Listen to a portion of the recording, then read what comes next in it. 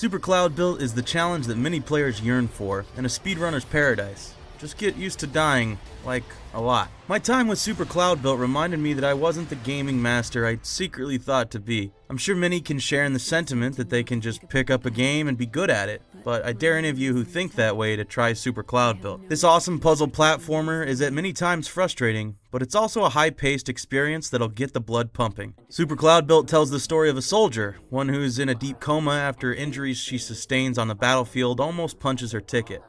Or, at least I'm pretty sure that's what's going down. The story is the weakest link here. The entire game takes place in her mind. Each level you complete uncovers other parts of the hospital for you to explore, while also shedding light on how the soldier is feeling and what she hopes for her future. While that's all in great, the gameplay is how Super Cloudbuilt shines. Each level, from the very beginning to the very end, are meant to challenge the hell out of you. Even in the way you move, this game sets itself apart from other games so that the natural ability to pick up a controller and just go is scrapped, and you've got to start fresh. In the beginning areas, you'll find yourself running into walls, cutting corners too sharply, even plummeting yourself off the map. 20 plus deaths later, after you've got the movement down, it's time to learn how to overcome obstacles like turrets or power management. Anything that can keep the player from thinking they've got a hold on things. Super Cloudbuilt doesn't reach down and grab the player's hand before they fall. Instead, they let them fall over and over and over again until, well, they don't. You'll also begin to understand that these worlds are freeform in the way you can reach your goal. There is no one path, which is great for not breaking up the fluid motion of gameplay. Instead of learning one successful way to beat the level, if you have confidence in your movement, there are infinite ways that you can ascend. While the levels are small, you'll spend a lot of time reaching your goal, and your way of doing it will be unlike any other player's. You may have noticed, this game has a very distinct art style.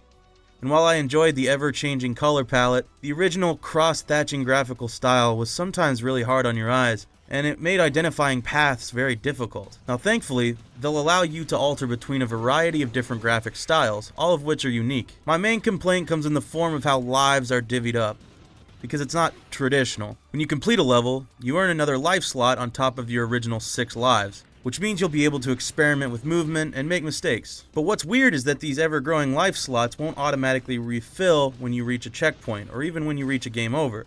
They'll only refill to the original cap of 6. So what that means is that you're earning life slots, but they only ever benefit you if you go and manually refill them at a hub level. But even that's on a time system. It's not so much that this is a bad system, 6 lives is just fine for most of the time, but it's very confusing. A mechanic that doesn't feel like it was fully thought out. But gaining these life slots is just one challenge out of over 100. With this great versatility and movement, these levels have great replayability, and the developers played to that.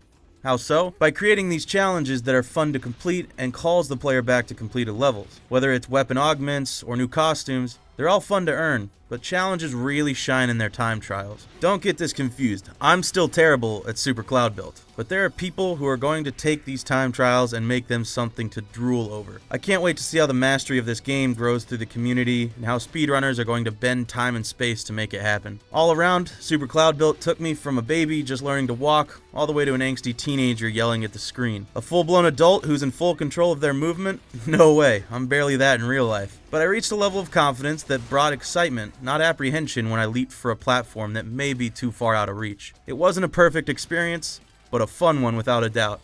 This has been Henry with COGconnected. Please subscribe to our YouTube channel and look forward to more reviews and first impressions.